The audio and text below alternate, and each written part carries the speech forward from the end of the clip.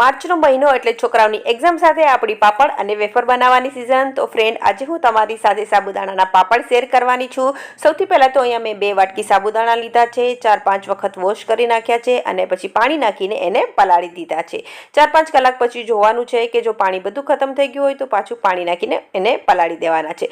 7 થી 8 કલાક પછી સાબુદાણા હોય તેનું 4 ગણું પાણી લેવાનું છે અને તેને હાઈ ફ્લેમ ઉપર 5 થી 6 મિનિટ ગરમ કરવાનું છે. કન્ટિન્યુ હલાવવાનું છે, અદરવાઇઝ સાબુદાણા નીચે બેસી શકે છે. સાબુદાણા પાકી જશે તો તે ટ્રાન્સપરન્ટ થઈ જશે અને ઉપર આવી જશે. પછી તેમાં મસાલા કરવાના છે. સ્વાદ અનુસાર નમક, જીરું, સફેદ તલ અને ચીલી ફ્લેક્સ નાખવાના છે અને ગેસની ફ્લેમને સ્લો કરીને 5 થી 6 મિનિટ ઉકાળવાનું છે. જો ફ્રેન્ડ આવી મલાઈ બાજી જાય એટલે સમજી લેવાનું છે કે સાબુદાણાનું જે બેટર છે તે રેડી છે. હવે તેના ઠંડુ થાય પછી પાપડ બનાવવાના છે. પાપડ બહુ પતલા નથી બનાવવાના, થોડા થીક રાખવાના છે. ડિટેલમાં લોંગ વિડીયોમાં રેસીપી આપેલી છે, જરૂરથી ચેકઆઉટ કરજો.